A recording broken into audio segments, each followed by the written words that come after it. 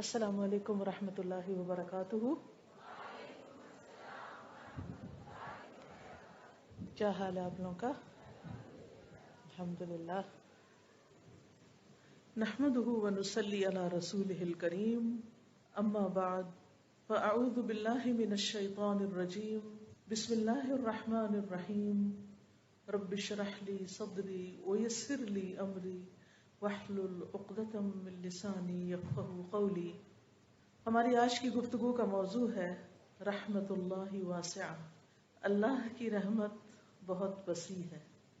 سوال یہ پیدا ہوتا ہے کہ رحمت کہتے کس کو ہے؟ رحمت ہے کیا چیز؟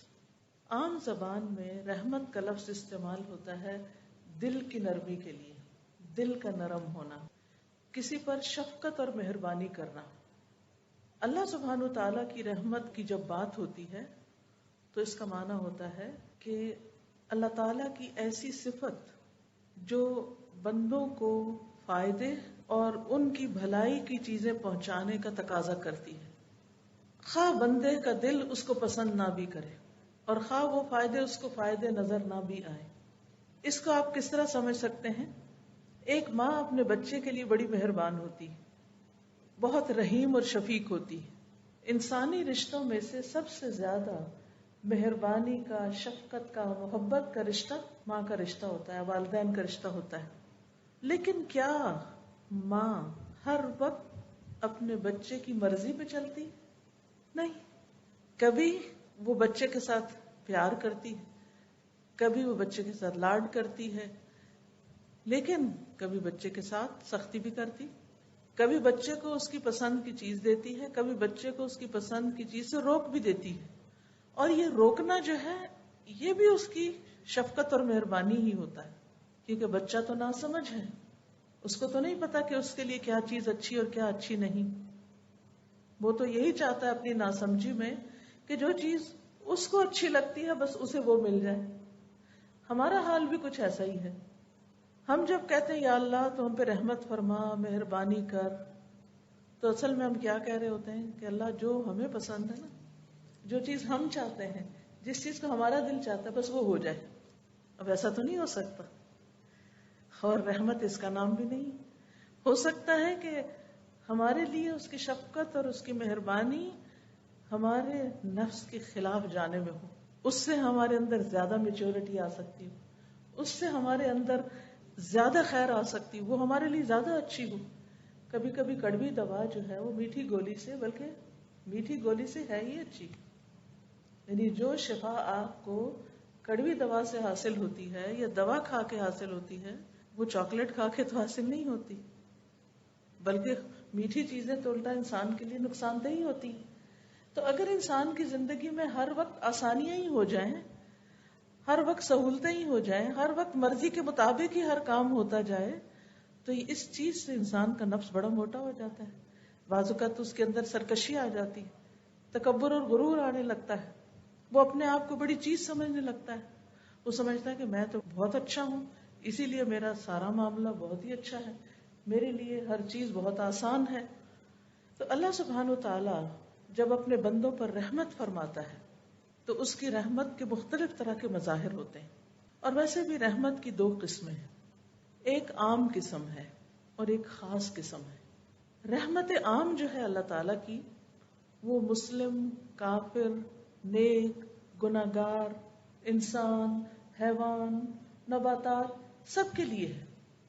وہ خاص رحمت سب پر ہے، خواہ کوئی اس کا وفادار ہے یا نہیں ہے، وہ سب کے لیے مہربان ہے. وہ سب کو رزق دے رہا ہے، سب کو زندگی سے لطف اندوز ہونے کا موقع دے رہا ہے. اللہ سبحانہ وتعالیٰ کا ارشاد ہے رحمتی وسعت کل شیء، میری رحمت ہر چیز کو گھیرے ہوئے ہے. سورۃ غافر آیت 7 میں آتا ہے وسعت کل شیء رحمتا، تو نے اپنی رحمت اور علم سے ہر چیز کا احاطہ کر رکھا ہے، یعنی تیری رحمت ہر چیز کو گھیرے ہوئے ہے. دوسری قسم جو رحمت خاص ہے، وہ اللہ سبحانہ وتعالیٰ کی رحمت اس کے خاص بندوں جیسے انبیاء، رسل، اولیاء اور مومن بندوں کے ساتھ ہے، اور یہ خاص رحمت ہے. قرآن مجید سورۃ الاحزاب میں آتا ہے وَكَانَ بِالْمُؤْمِنِينَ رَحِيمًا، اور اللہ مومنوں پر بڑا مہربان ہے، بہت مہربان ہے، یعنی ایمان والوں پر وہ ہمیشہ ہی بڑا مہربان ہے۔ ایک اور جگہ پر آتا ہے سورۃ التوبہ میں انہ بہم رؤوف الرحیم، کیونکہ اللہ مسلمانوں پر بڑا مہربان اور رحم کرنے والا ہے۔ لیکن آپ نے دیکھا ہوگا کہ انبیاء اور اولیاء اور مومنوں پر ہمیشہ اچھے حالات تو نہیں ہوتے، وہ تکلیفوں سے بھی گزرتے ہیں، ناپسندیدہ حالات سے بھی گزرتے ہیں، لیکن وہ آزمائشیں بھی ان پر ایک طرح سے اللہ کی رحمت ہی ہوتی ہے، کیونکہ ان کے ذریعے وہ ان کا حوصلہ بھی بلند کرتا ہے اور ان کے درجات بھی بلند کرتا ہے۔ بہت سی چیزیں انسان کو جو آسانی سے مل جاتی ہیں ان کی وہ قدر نہیں ہوتی، لیکن جس چیز کو انسان مشقت کے بعد حاصل کرتا ہے پھر اس کی قدر بھی اور طرح کی ہوتی ہے۔ بہرحال یہ یاد رہے کہ اللہ سبحانہ و تعالی کی رحمت ہر چیز کو گھیرے ہوئے ہے، وَرَحْمَتِي وَسِعَتْ كُلَّ شَيْءٍ۔ اسی طرح حاملین عرش فرشتے جو ہیں، جو عرش اٹھائے ہوئے ہیں، وہ اللہ سبحانہ و تعالی کی رحمت کے بارے میں کہتے ہیں الذین یحملون العرش ومن حولہ یسبحون بحمد ربہم ویؤمنون بہ ویستغفرون للذین آمنوا ربنا وسعت كل شیء رحمتا وعلما فاغفر للذین تابوا واتبعوا سبیلک وقہم عذاب الجحیم۔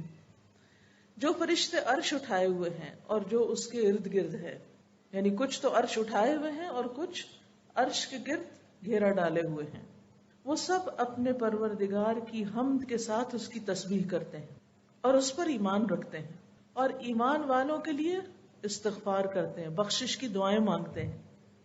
کیا کہتے ہیں؟ اے ہمارے رب، تو نے اپنی رحمت اور علم سے ہر چیز کا احاطہ کر رکھا ہے، لہٰذا جن لوگوں نے توبہ کی ہے اور تیری راہ کی پیروی کی ہے انہیں تو بخش دے اور دوزخ کے عذاب سے بچا لے۔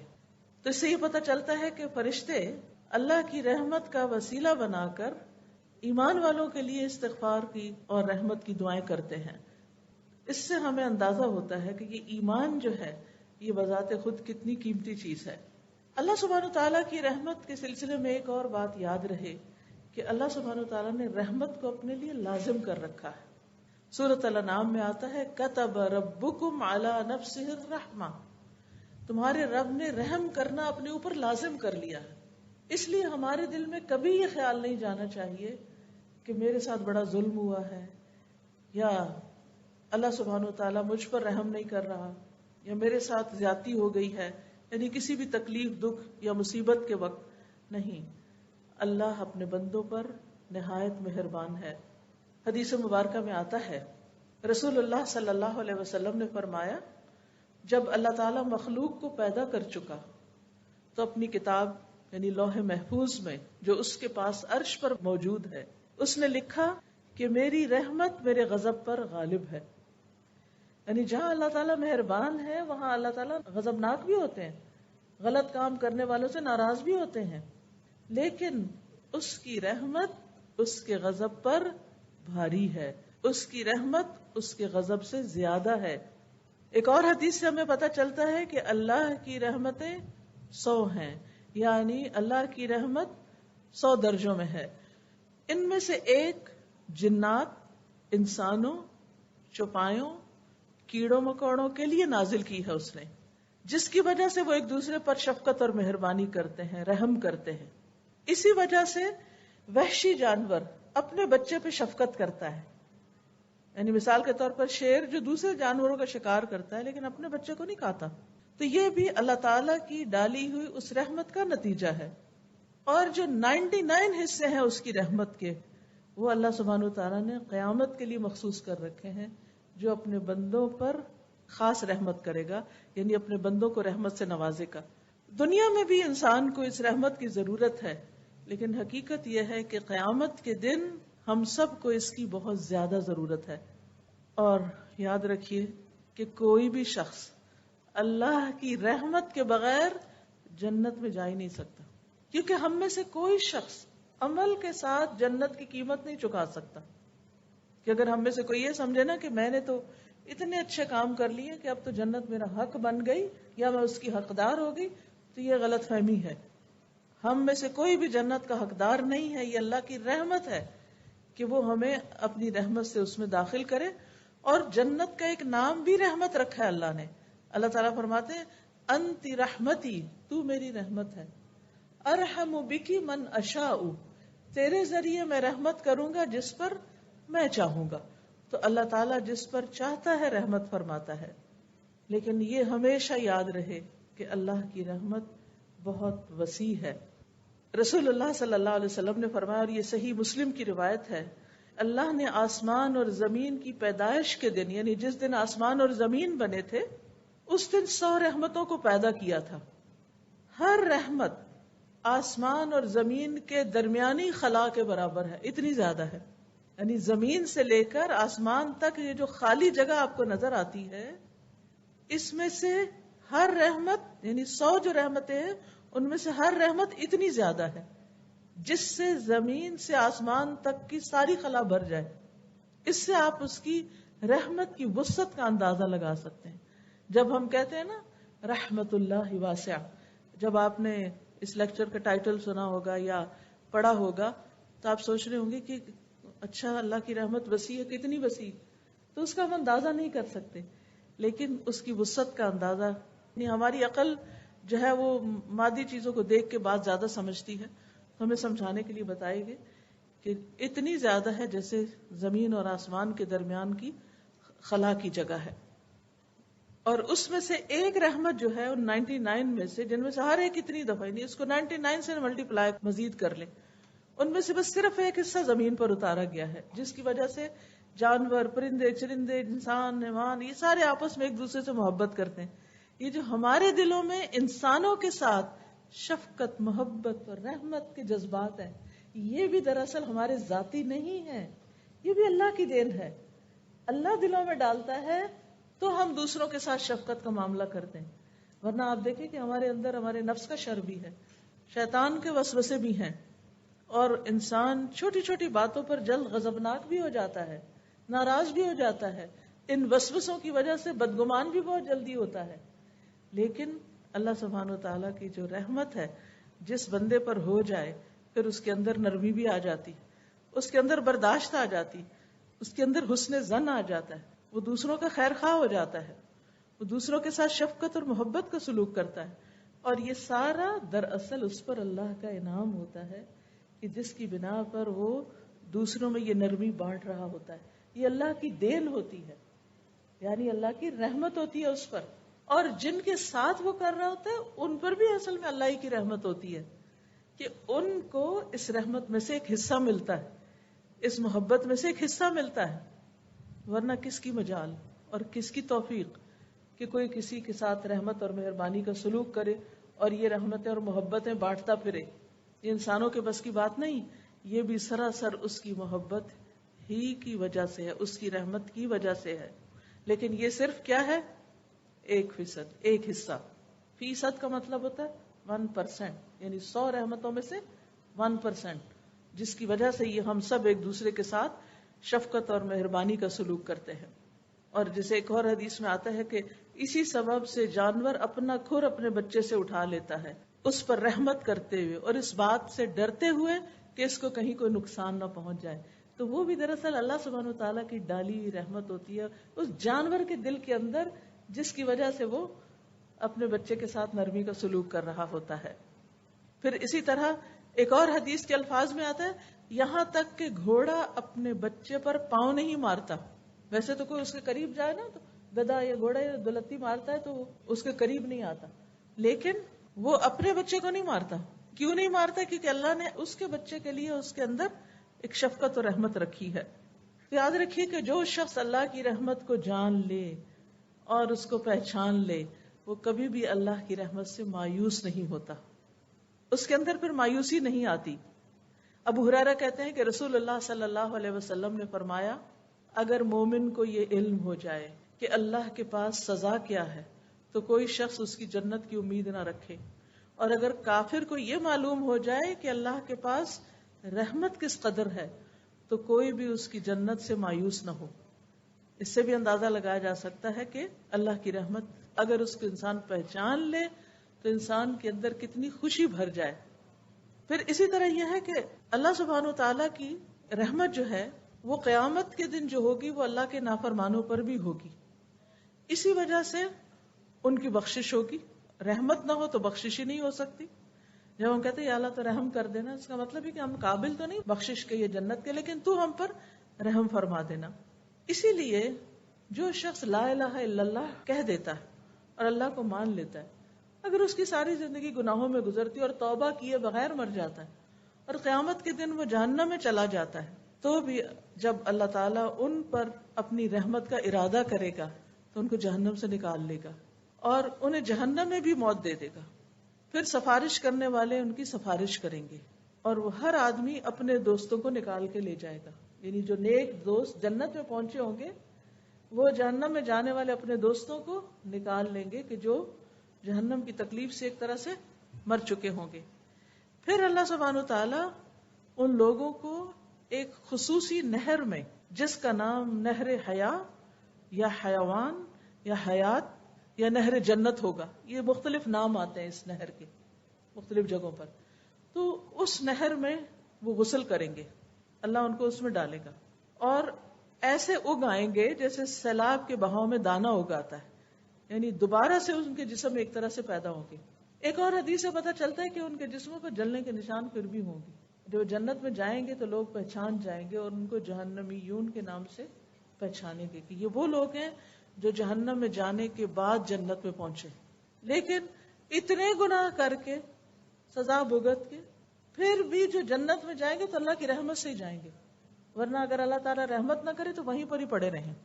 تو ہم سب کو یہ بات یاد رکھنی چاہیے کہ اللہ سبحانہ وتعالیٰ کی رحمت تو بہت وسیع ہے، لیکن ہم اس کے لیے کیا کر رہے ہیں، ہم اس کی رحمت کو کتنا پکارتے ہیں. پھر اسی طرح آپ دیکھیں ایک حدیث میں آتا ہے کہ اللہ سبحانہ وتعالیٰ جب یعنی جنت والوں کو جنت میں بھیج دیں گے، جہنم والے جہنم میں چلے جائیں گے. پھر اسی طرح انبیاء علیہ السلام شفاعت کریں گے، محمد صلی اللہ علیہ وسلم شفاعت کریں گے اور کچھ لوگوں کو جہنم سے نکال لیا جائے گا. پھر مومنوں کی شفاعت ہوگی. جب سارے شفاعت کر چکیں گے تو اس کے بعد ارحم الراحمین کے علاوہ کوئی اور نہ بچے گا. فرشتے بھی شفاعت کر گئے، انبیاء نے بھی کر دی اور مومنوں نے بھی کر دی، سب نے اپنے اپنی شفاعت کے ذریعے لوگوں کو جہنم سے نکلوا لیا. اب صرف ارحم الراحمین باقی رہ گئے. آپ دیکھیں اللہ سبحانہ تعالیٰ کی صفت رحیم، رحمان اور پھر ارحم الراحمین، یعنی سب رحم کرنے والوں میں سے بڑھ کے رحم کرنے والا. اب کیا ہوگا، اللہ سبحانہ تعالیٰ ایک مٹھی بھر آدمیوں کو جہنم سے نکالیں گے. یہ وہ آدمی ہوں گے جنہوں نے کبھی کوئی بھلائی نہ کی ہوگی، جن کے اندر کوئی خیر نہیں ہوگی. یہ لوگ جل کے کوئلہ ہو چکے ہوں گے. اللہ تعالیٰ ان کو ایک نہر میں ڈالیں گے جو جنت کے دروازوں پر ہوگی، جس کو نہر الحیا کہا گیا، اور اس میں اتنی جلدی تر و تازہ ہوں گے جس طرح دانا پانی کے بہاؤ میں کوڑے کچرے کی جگہ پر اگ آتا ہے. یعنی وہ بظاہر دیکھنے میں وہ گندی سی چیز نظر آتی، لیکن ایک دم اس میں سے گرین پودا نکل آتا ہے. تو ایسے ہی یہ بھی نکل آئیں گے موتیوں کی طرح چمکتے ہوئے. ان کی گردنوں میں سونے کے پٹے پڑے ہوئے ہوں گے، جن کی وجہ سے پھر ان کو جنت والے پہچان لیں گے اور ان کے بارے میں کہیں گے کہ یہ اتقاء اللہ ہیں، یہ اللہ کے آزاد کردہ بندے ہیں جنہیں اللہ نے صرف اپنی رحمت کی بنا پہ بغیر کسی عمل کے جنت میں داخل کیا. بغیر کسی عمل کے وہ جنت میں داخل ہوں گے. لیکن سوال یہ پیدا ہوتا ہے کہ وہ کون خوش نصیب ہوں گے کہ جو اس مٹھی کے اندر آ جائیں گے اور وہ پھر آزاد ہو جائیں گے جہنم سے. تو اس سے آپ اندازہ لگائیں کہ اللہ سبحانہ وتعالیٰ ہمیں دنیا میں اپنی رحمت کی طرف دعوت دیتا ہے، جنت کی طرف بلاتا ہے. واللہ یدعو الی دار السلام، دار السلام کی دعوت دیتا ہے اللہ کہ سلامتی کے گھر کی طرف آ جاؤ. جہنم سے بچنے کی بات کرتا ہے. لیکن اس کے باوجود لوگ ہیں کہ اپنے نفس کے ہاتھوں مجبور ہو کر یا لوگوں اور سوسائٹی کے ہاتھوں مجبور ہو کر اللہ کو ناراض کرنے کے کام کرتے رہتے ہیں. پھر بھی اگر مرنے سے پہلے بھی توبہ کر لیں تو دروازہ کھلا ہے توبہ کا، یہ بھی اس کی رحمت ہے. اب دیکھیے ہمارے ساتھ کوئی 2 سے 4 دفعہ زیادتی کر جائے نا تو ہم معاف نہیں کرتے اس کو، ہم نہیں معاف کریں گے اس کو. چلے زبان سے بھی کہہ دینا معاف کیا، دل میں ضرور رکھیں گے. تو کہتے ہیں دل سے نہیں نکال پاتے، کیا کریں، ہم تو اتنے کمزور ہیں نا. لیکن دوسری طرف آپ دیکھیں کہ ارحم الراحمین جو ہے اللہ سبحانہ تعالیٰ جو ہے وہ کس طرح بندوں کو نکالتا ہے اس سے. وہ یہ نہیں چاہتا کہ بندے جہنم میں جلیں، وہ قطعاً نہیں یہ چاہتا. اس نے ہر دور میں پیغمبر بھیجے، لوگوں کو عقل دی، فطرت پہ پیدا کیا، ہر ایک کو مسلمان پیدا کیا، سارے اسباب مہیا کیے، سوچ سمجھ دی، کان آنکھ دل دیے کہ لوگ غور کریں، اپنے رب کو پہچانیں. لیکن سارے طریقوں کے باوجود اگر لوگ پھر بھی نہیں اس راستے پر آتے اور تب بھی وہ جہنم میں چلے جاتے ہیں، تو اللہ سبحانہ وتعالیٰ اپنی رحمت کے ساتھ ان کو وہاں سے بھی نکالے گا. اس سے اندازہ کریں کہ اللہ تعالیٰ کتنا مہربان ہے. اور یہ یاد رکھیے کہ ہم میں سے ہر شخص اللہ کی رحمت کا محتاج ہے، ہم سب کو اس کی ضرورت ہے، کیونکہ وَرَحْمَةُ رَبِّكَ خَيْرٌ مِّمَّا يَجْمَعُونَ، تیرے رب کی رحمت بہتر ہے ہر اس چیز سے جسے لوگ جمع کر رہے ہیں. یعنی کسی کے پاس سب کچھ بھی ہو دنیا میں جو وہ چاہتا ہے تو بھی کم ہے اس رحمت کے مقابلے میں جو اللہ کی طرف سے اس پر آتی ہے. کیونکہ انسان کو اس رحمت کی ہرس ہونی چاہیے، اس کی دعا کرنی چاہیے، اور اس کو حاصل کرنے کے لیے انسانوں کے ساتھ مہربانی کرنی چاہیے.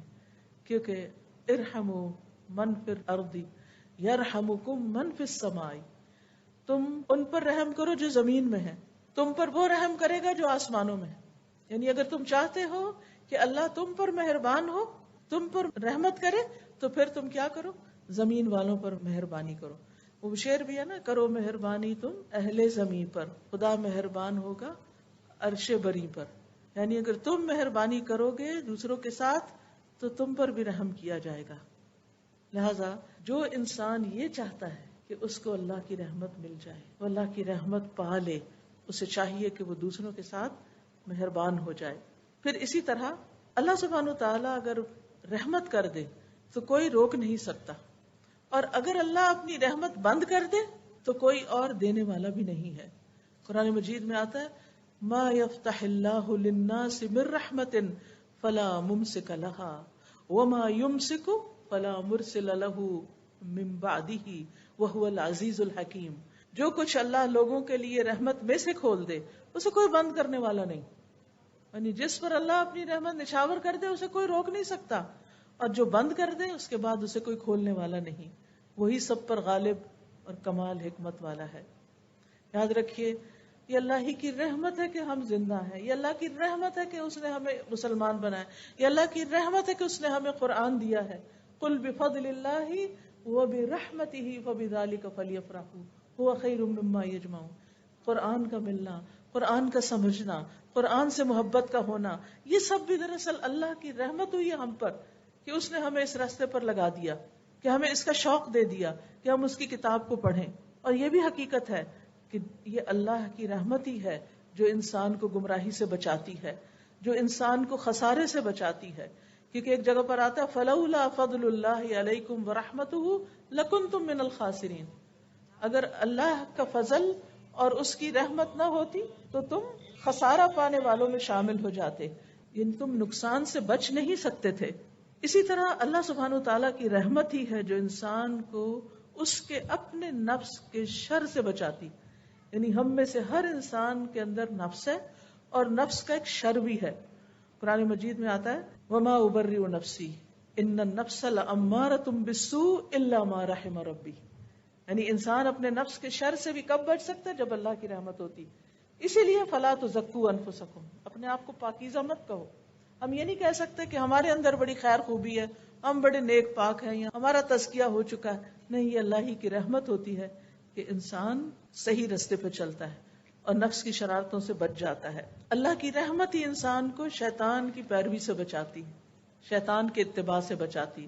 ولولا فضل اللہ علیکم ورحمتہ لاتبعتم الشیطان الا قلیلا.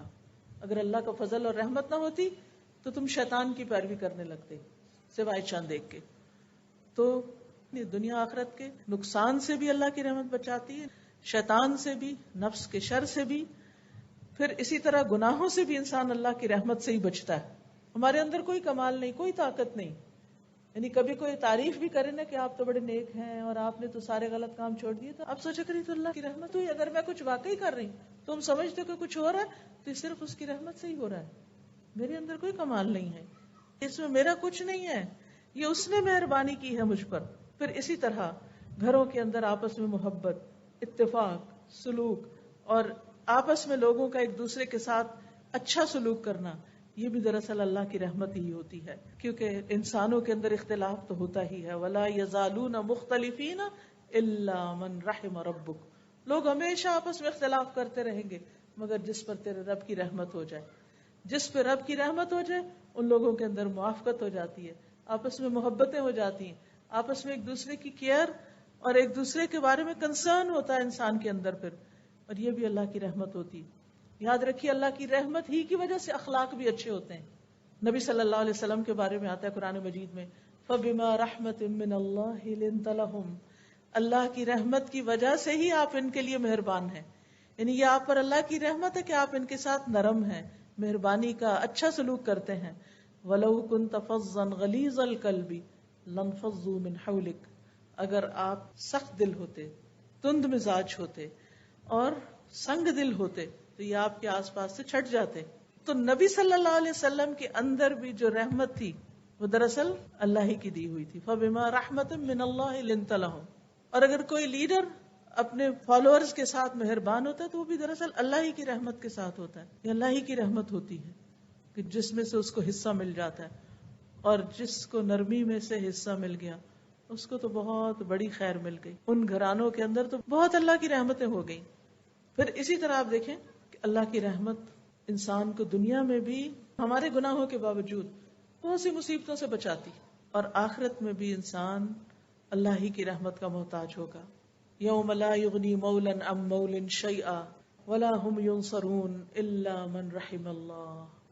جس دن کوئی دوست اپنے دوست کے کچھ کام نہ آئے گا اور نہ انہیں کہیں سے مدد ملے گی مگر جس پر اللہ نے رحم کر دیا. یعنی انسانوں کے کام نہیں آ سکیں گے، اللہ کی رحمت ہی پار لگائے گی. یہ بات بھی ہمیں اچھی طرح سمجھ آنی چاہیے.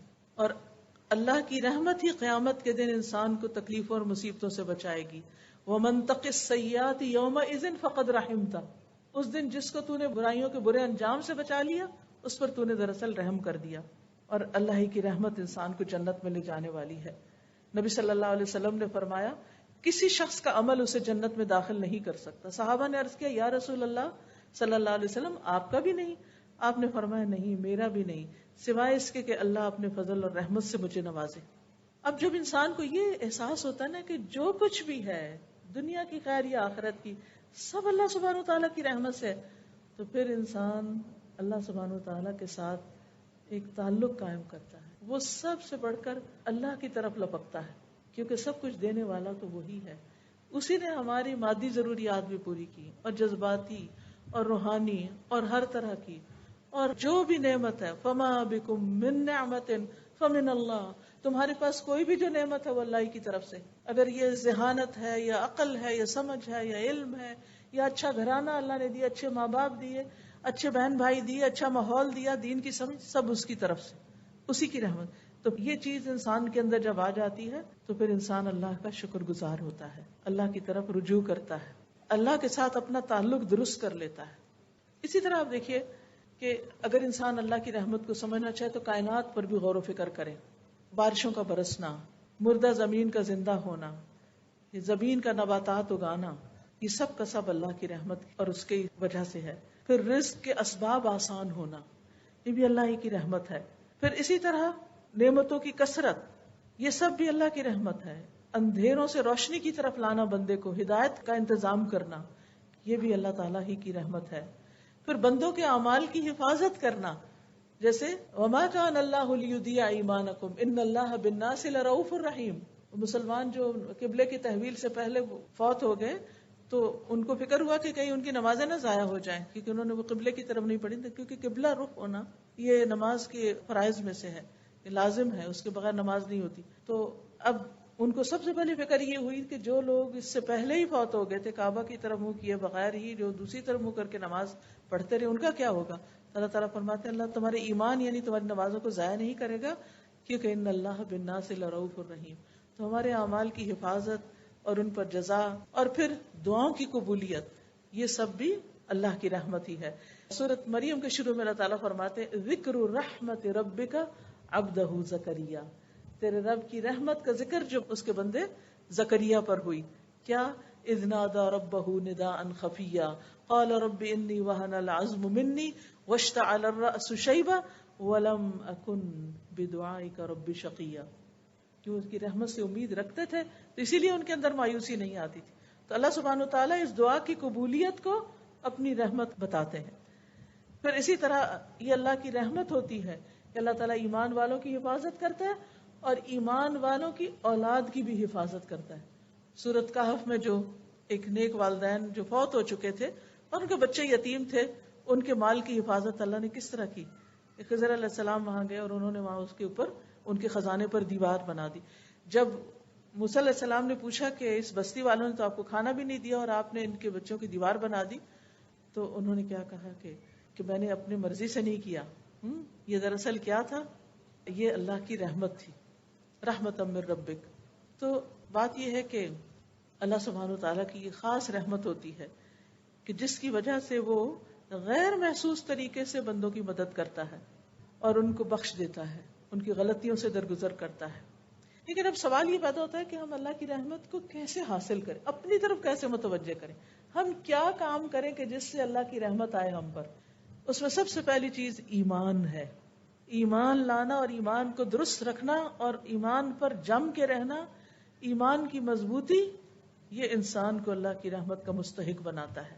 قرآن مجید سورۃ النساء میں اللہ تعالیٰ فرماتے ہیں فَأَمَّا الَّذِينَ آمَنُوا وَاعْتَصَمُوا بِهِ فَسَيُدْخِلُهُمْ فِي رَحْمَةٍ مِّنْهُ.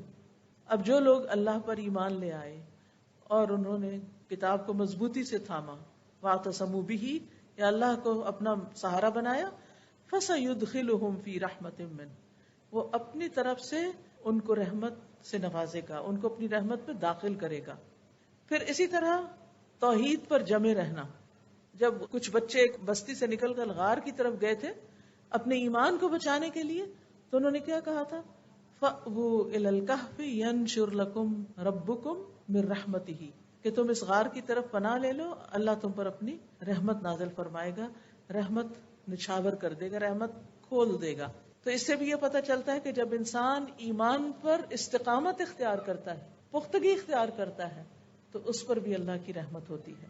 پھر اسی طرح جو شخص اللہ کے عذاب سے ڈرتا ہے اس پر اللہ کی رحمت ہوتی ہے، کیونکہ اللہ کے عذاب سے ڈرنا ہم سب کے لیے ضروری ہے. یعنی رحمت ہمیں اللہ کے عذاب سے بے خوف نہ کر دے. یعنی جتنی بھی اللہ کی رحمت ہے لیکن اس کا جو عذاب ہے اس سے ڈرنا چاہیے اور اپنے گناہوں سے ڈرنا چاہیے. تو جو انسان ڈرتا رہتا ہے نا، اس پر اللہ کی رحمت ہو جاتی ہے. پھر اسی طرح اللہ سے دعائیں کرنا، وَادْعُوهُ خَوْفًا وَطَمَعًا ان رحمت اللہ قریب من المحسنین. اللہ کی رحمت قریب ہے محسنین کے. یعنی جب انسان کوئی نیک کام کرتا ہے اور پھر دعا کرتا ہے تو اس کی دعا قبول ہوتی ہے، اس پر اللہ کی رحمت آتی ہے. پھر اللہ اور اس کے رسول کی اطاعت کرنے والوں پر اللہ کی رحمت آتی ہے. وَأَطِيعُوا اللَّهَ وَأَطِيعُوا الرَّسُولَ لَعَلَّكُمْ تُرْحَمُونَ، اور اللہ کی اطاعت کرو اور اس کے رسول کی اطاعت کرو تاکہ تم رحم کیے جاؤ، تم پہ رحم کیا جائے. پھر اسی طرح قرآن کو پڑھنا اور اس پر عمل کرنا. قرآن مجید میں آتا ہے وَهَذَا كِتَابٌ أَنزَلْنَاهُ إِلَيْكَ مُبَارَكٌ فَاتَّبِعُوهُ وَاتَّقُوا لَعَلَّكُمْ تُرْحَمُونَ. پھر قرآن کو غور سے سننا، یعنی مبارک کتاب کی پیروی کرنا، اللہ سے ڈرنا رحمت لاتا ہے. پھر جو شخص فَإِذَا قُرِئَ الْقُرْآنُ فَاسْتَمِعُوا لَهُ وَأَنصِتُوا لَعَلَّكُمْ تُرْحَمُونَ. جب قرآن پڑھا جا رہا ہو تو چپ ہو جاؤ، غور سے سنو تاکہ تم پہ رحم کیا جائے. یعنی یہ چیز بھی اللہ کی رحمت کو لاتی. یعنی جب ایک بندہ اللہ کے کلام کی طرف متوجہ ہوتا ہے، لیکن کتنی دفعہ ایسا ہوتا ہے تلاوت لگی ہوتی ہے اور ہماری باتیں نہیں ختم ہوتی. پھر اسی طرح یہ ہے کہ اپنے فرائض ادا کرنا، فرائض کی ادائیگی رحمت کا سبب بنتی ہے. نیک عمل، فَأَمَّا الَّذِينَ آمَنُوا وَعَمِلُوا الصَّالِحَاتِ فَيُدْخِلُهُمْ رَبُّهُمْ فِي رَحْمَتِهِ ذَلِكَ هُوَ الْفَوْزُ الْمُبِينُ. رہے وہ لوگ جو ایمان لائے اور انہوں نے نیک عمل کیے، اللہ انہیں اپنی رحمت میں داخل کرے گا. یہی کھلی کامیابی ہے. تو نیک اعمال جو ہے وہ اللہ کی رحمت کا ذریعہ بنتے ہیں. اور نیک اعمال میں سب سے پہلے نماز آتی ہے. حدیث میں آتا ہے کہ جب تم میں سے کوئی شخص نماز کے لیے کھڑا ہوتا ہے تو اللہ کی رحمت اس کی طرف متوجہ ہو جاتی ہے. سبحان اللہ. یعنی نماز سب سے بہترین ذریعہ ہے اللہ کی رحمت کو اپنی طرف متوجہ کرنے کا. اسی وجہ سے ہم دیکھتے ہیں کہ نبی صلی اللہ علیہ وسلم جب ان پر کوئی تکلیف آتی تو وہ کیا کرتے تھے، کوئی پریشانی آتی تھی تو کیا کرتے تھے، فوراً نماز کی طرف دوڑتے تھے. فزع الی الصلاۃ. تاکہ اللہ کی رحمت کو متوجہ کر سکے. پھر اسی طرح نوافل پڑھنا، خصوصاً عصر سے پہلے کی 4 رکعتیں. ان کے بارے میں حدیث میں آتا ہے رحم اللہ امرأً صلی قبل العصر 4، اللہ اس شخص پر رحمت فرمائے جو عصر سے پہلے 4 رکعتیں پڑھے. اب یہ نہ تو فرض ہے نہ ہی سنت مؤکدہ ہے، لیکن اگر کوئی شخص پڑھتا ہے تو اللہ کی رحمت کو اپنی طرف متوجہ کرتا ہے. اسی طرح رات کا قیام اور گھر والوں کو نماز کے لیے جگانا، تو جگانے والا شوہر ہو یا بیوی ہو، اس کے بارے میں حدیث میں آتا ہے اللہ اس شخص پہ رحم کرے جو رات کو اٹھے اور نماز پڑھے اور اپنی بیوی کو جگائے، اور اللہ اس عورت پر رحم کرے جو اٹھے اور نماز پڑھے اور پھر شوہر کو بھی جگائے. اس سے یہ پتہ چلتا ہے کہ اپنے گھر والوں کو نیکی کا حکم دینا، ان کو نیکی میں تعاون دینا اور ان کو نیکی کے راستے پر لگانا، یہ بھی رحمتیں لاتا ہے. پھر نماز کے بعد مصلی پہ بیٹھے رہنا، ذکر اذکار کرنا، دعا کرنا، یہ بھی اللہ کی رحمت کا سبب بنتا ہے.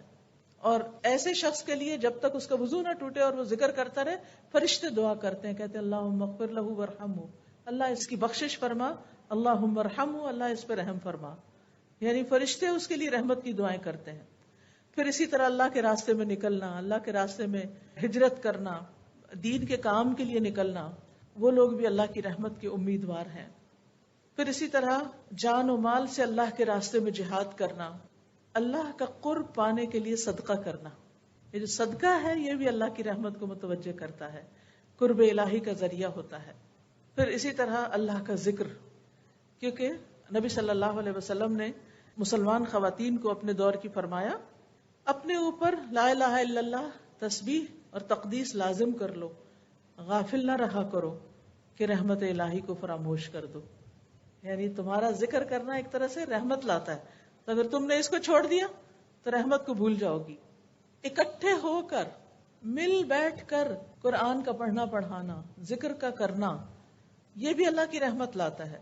لا يقعد قوم يذكرون الله عز وجل الا حفتهم الملائکہ وغشیتهم الرحمہ.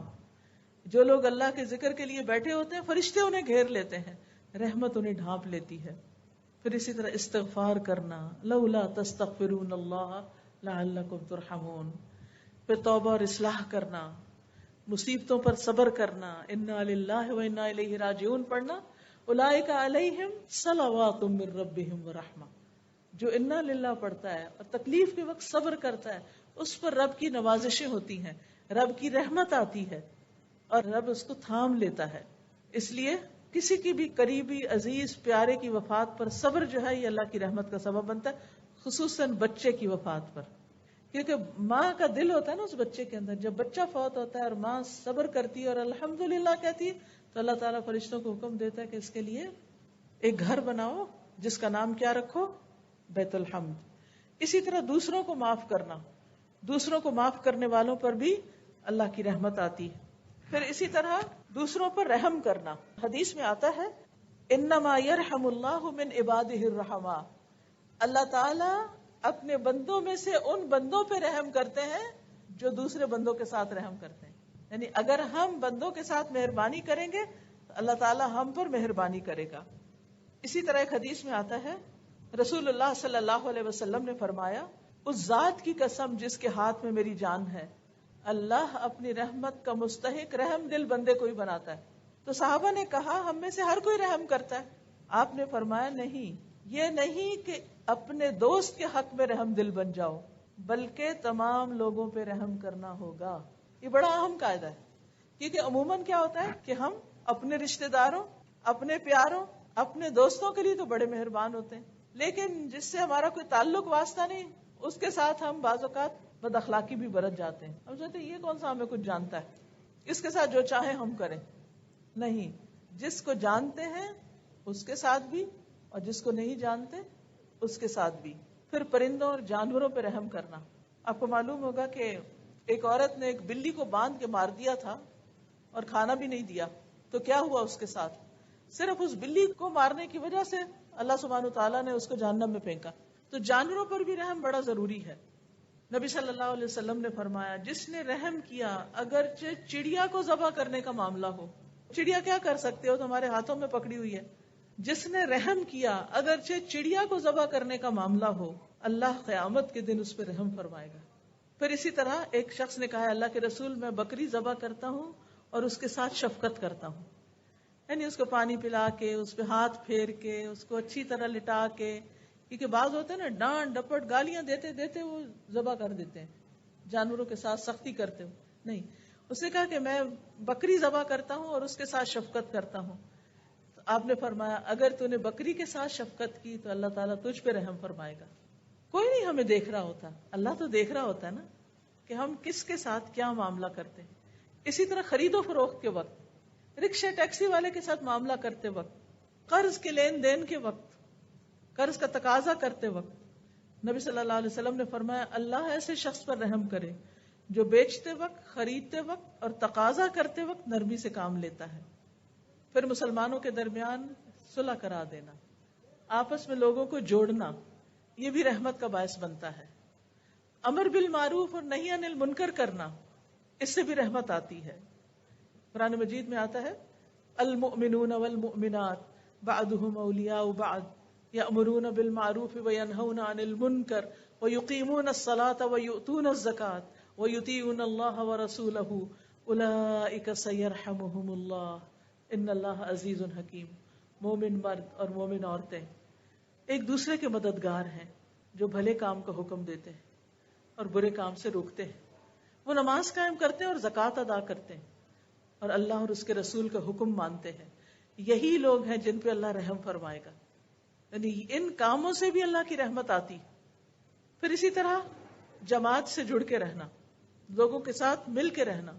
حدیث میں آتا ہے والجماعت رحمت والفرقت عذاب. جماعت رحمت ہے، یعنی آپس میں مل جل کے رہنا، مل کے کام کرنا، ٹیم ورک کا ہونا رحمت ہے، اور افتراق عذاب ہے. پھر عیادت کرنا کسی بیمار کی، جب تک انسان مریض کے پاس بیٹھتا ہے اسے اللہ کی رحمت ڈھانپ لیتی ہے. اسی طرح رمضان کا مہینہ رحمتوں کا مہینہ ہے. رمضان میں کیا ہوتا ہے فتحت ابواب الرحمہ، رحمت کے دروازے کھول دیے جاتے ہیں، جہنم کے دروازے بند کر دیے جاتے ہیں. پھر نبی صلی اللہ علیہ وسلم کی احادیث کو لوگوں تک پہنچانا، یہ رحمت کا باعث بنتا ہے. نبی صلی اللہ علیہ وسلم نے دعا کی رحم اللہ امرأ سمع مقالتی، اللہ اس شخص پہ رحم فرما دے جس نے میری بات سنی. ایک اور جگہ آتا ہے سمع منی حدیثا، جس نے مجھ سے حدیث سنی، فبلغہ کما سمع، تو جیسی سنی ویسے پہنچا دی. فرب مبلغ اوعى له من سامع، کیونکہ کچھ ایسے ہیں جن کو پہنچائی جاتی ہے وہ سننے والوں سے زیادہ سمجھدار ہوتے ہیں. یعنی کچھ لوگ تو وہ تھے جنہوں نے نبی صلی اللہ علیہ وسلم سے ڈائریکٹ سنی، لیکن انہوں نے سن کے آگے جن کو سنائی انہوں نے اس میں سے کئی فقہی مسائل نکال لیے، بہت اور طرح سمجھا، اس کو بہت غور و فکر کیا، اس میں اس کی حفاظت کی، ان حدیثوں کو یاد کیا، ان پہ محنت کی. تو اس علم کو آگے سے آگے نسلوں تک پہنچانا جو ہے یہ بھی اللہ کی رحمت کو دعوت دیتا ہے. لیکن کچھ کام ایسے ہیں جو اللہ کی رحمت سے محروم بھی کرتے ہیں انسان کو، ان سے بچنے کی ضرورت. سب سے پہلے تو اللہ کا انکار، یعنی کفر. پھر دوسروں پہ رحم نہ کرنا. حدیث میں آتا ہے من لا يرحم الناس لا يرحمه اللہ عز وجل، جو لوگوں کے ساتھ رحم نہیں کرتا اللہ بھی اس کے ساتھ رحم نہیں کرے گا. پھر اسی طرح آپ نے فرمایا رحمت سوائے بدبخت کے کسی سے نہیں چھینی جاتی، صرف بدبخت ہوتا ہے جو دوسروں پہ ظلم کرتا ہے. پھر اسی طرح بچوں کو پیار نہ کرنا، چھوٹوں سے شفقت نہ کرنا. پھر اسی طرح گھروں میں تصویریں اور کتے رکھنا، اس سے بھی رحمت نہیں آتی، رحمت کے فرشتے نہیں آتے اس میں. اور پھر آخر میں یہ کہ رحمت کے حصول کے لیے دعائیں بھی کرنی چاہیے. قرآن و سنت میں ہمیں کئی دعائیں ملتی ہیں جس سے ہم اللہ کی رحمت کو پکار سکتے ہیں. اور پھر رحمت کی دعا کرنے کے خاص مواقع بھی ہیں، جیسے نماز میں اس میں آتا ہے اللہم اغفر لی وارحمنی، جیسے 2 سجدوں کے بیچ میں. اسی طرح صبح و شام کے اذکار میں بستر پر لیٹتے ہوئے ان امسکت نفسی فرحمہا. پھر مجلس میں بیٹھ کے مشکل حالات میں نبی صلی اللہ علیہ وسلم یہ کثرت سے پڑھتے تھے یا حی یا قیوم برحمتک استغیث. پھر پریشانی کے وقت اللہم رحمتک ارجو فلا تکلنی الی نفسی طرفۃ عین واصلح لی شأنی کلہ لا الہ الا انت. پھر اسی طرح قرض کی ادائیگی کے لیے دعا، اس میں بھی رحمت کہ اللہ مجھ پہ رحم فرما. بارش کی دعا. پھر اسی طرح جب لوگوں کو دیکھیں کہ وہ سونا چاندی اکٹھا کر رہے ہیں تو اس وقت آپ اپنے لیے کیا دعا کریں کہ اللہ تو میرے لیے اپنی رحمت کو واجب کر دے. پھر اسی طرح دوسروں کو رحمت کی دعا دینی چاہیے کہ اللہ ان پہ رحمت کرے. سب سے پہلے کس کے لیے؟ والدین کے لیے. رب ارحمہما کما ربیانی صغیرا. اسی طرح جب سلام کریں تو السلام علیکم ورحمۃ اللہ کہیں، یعنی دوسروں کو رحمت کی دعا دیں. پھر چھینک مارنے پر کوئی چھینک مار کے الحمدللہ کہے تو اس کو جواب دیں یرحمک اللہ، اللہ تجھ پہ رحم فرمائے. پھر اسی طرح اگر کسی کے ہاں کھانا کھائیں تو میزبان کے لیے دعا کریں کہ اللہم اغفر لہم ورحمہم وبارک لہم فیما رزقتہم، کہ اللہ ان کو بخش دے، ان پہ رحم فرما، اور جو رزق تو نے انہیں دیا ہے اس میں ان کے لیے برکت پیدا کر دے. اسی طرح کسی سے کوئی فائدہ ہمیں پہنچے اس کو بھی دعا دیں کہ اللہ سبحانہ وتعالیٰ فلاں پہ رحم کرے، اس نے میرے ساتھ یہ بھلائی کی. کسی کو یاد کرتے ہوئے نبی صلی اللہ علیہ وسلم ام اسماعیل کا ذکر کرتے ہوئے فرماتے ہیں یرحم اللہ ام اسماعیل، اللہ ام اسماعیل پر رحم فرمائے. کسی کو نیک کام کرتے ہوئے دیکھیں تو اس کو رحمت کی دعا دیں. پھر اسی طرح کسی کی بات صحیح کرنی ہو، کسی کی غلطی ٹھیک کرنی ہو تو اس وقت بھی آپ کہ اللہ تم پہ رحم کرے یا اللہ فلاں پہ رحم کرے، اور پھر اس کے بعد اس کا ذکر کریں. اسی طرح کبھی آپ کسی کا تعارف لینا چاہیں تو اس وقت بھی آپ یہ دعا کر سکتے ہیں کہ اللہ تعالیٰ آپ پہ رحمت فرمائے، آپ کا کیا نام ہے، یا جو بھی اس کا تعارف یا چیز معلوم کرنی ہے آپ نے. قبرستان کی زیارت کرتے وقت، میت کے لیے دعا کرتے وقت، یہ تمام مواقع ایسے ہیں جس میں انسان دوسروں کو رحمت کی دعا دیتا ہے، لیکن اپنے لیے جو دعائیں ہیں اب ہم سب اپنے لیے مانگتے ہیں. سبحان اللہ والحمد للہ ولا الہ الا اللہ واللہ اکبر ولا حول ولا قوة الا باللہ العلی العظیم. اللہم صل علی محمد وعلی آل محمد کما صلیت علی ابراہیم وعلی آل ابراہیم انک حمید مجید. اللہم بارک علی محمد وعلی آل محمد کما بارکت علی ابراہیم وعلی آل ابراہیم انک حمید مجید. رب اغفر وارحم وانت خیر الراحمین. اے میرے رب تو مجھے بخش دے اور مجھ پہ رحم فرما، اور تو ہی سب رحم کرنے والوں سے اچھا رحم کرنے والا ہے. ربنا آمنا فاغفر لنا وارحمنا وانت خیر الراحمین. انی مسنی الضر وانت ارحم الراحمین. انت ولینا فاغفر لنا وارحمنا وانت خیر الغافرین. ربنا ظلمنا انفسنا وان لم تغفر لنا وترحمنا لنکونن من الخاسرین. واعف عنا واغفر لنا وارحمنا وارحمنا انت مولانا فانصرنا على القوم الكافرین. ربنا لا تزغ قلوبنا بعد إذ هديتنا وهب لنا من لدنك رحمة إنك أنت الوهاب. على الله توكلنا ربنا لا تجعلنا فتنة للقوم الظالمين ونجنا برحمتك من القوم الكافرين. رب اوزعني ان اشكر نعمتك التي انعمت علي وعلى والدي وان اعمل صالحا ترضاه وادخلني برحمتك في عبادك الصالحين وادخلنا برحمتك في عبادك الصالحين. اللهم انا نسألك من فضلك ورحمتك فانه لا يملكها الا انت. رب ارحمهما كما ربياني صغيرا. یا حی یا قیوم برحمتک نستغیث. اللہ ہمارے سارے بیماروں کو صحت عطا فرما، اللہ ہمارے والدین کی بخشش فرما، اللہ ہم سب پر رحمت نازل فرما، ہم سب کی مشکلات آسان فرما، دنیا اور آخرت کی مشکلات. اللہ تو اپنی رحمت سے ہمیں جنت الفردوس میں جگہ عطا فرمانا. یا اللہ ہمارے گھرانوں میں آپس میں اتحاد، اتفاق اور محبتیں پیدا کر دے، اور ایک دوسرے پر مہربانیاں کرنے کی توفیق عطا فرما. اللہ ہمارے دلوں کو نرم کر دے اور ہمیں دوسروں کا خیر خواہ بنا دے. اللہ ہمارے رزق روزی میں، حلال روزی میں برکت عطا فرما اور ہم سب کو حرام سے بچا. یا رب العالمین ہمارے بچوں پہ رحم فرما. یا اللہ انہیں ہدایت عطا فرما، انہیں نیک رستے پر چلا. یا اللہ جتنے بھی لوگ یہاں آئے ہیں اللہ ان سب پر رحمت فرما. اللہ جنہوں نے اس مجلس کا اہتمام کیا ہے ان پر اپنی رحمت نازل فرما. اللہ ہم سب تیری رحمت کے فریادی ہیں، اللہ ہم سب تیری رحمت کے محتاج ہیں، اور تیری رحمت کے بغیر ایک قدم بھی نہیں اٹھا سکتے. یا رب تو ہم پہ رحمت فرما اور ہمیں ایمان والی، صحت والی زندگی عطا فرما تاکہ ہم تیری اچھی سی عبادت کر سکیں اور اپنی زندگی کا مقصد پورا کر سکیں، احسن عمل لے کے واپس لوٹیں۔ اللہ ہمیں نیکیوں پر استقامت عطا فرما۔ ربنا تقبل منا انك انت السميع العليم وتب علينا انك انت التواب الرحيم وصلى الله تعالى على خير خلقه محمد وعلى آله واصحابه واهل بيته اجمعين برحمتك يا ارحم الراحمين۔ الہی آمین۔ سبحانك اللهم وبحمدك اشهد ان لا اله الا انت استغفرك واتوب الیک۔ السلام علیکم ورحمۃ اللہ وبرکاتہ۔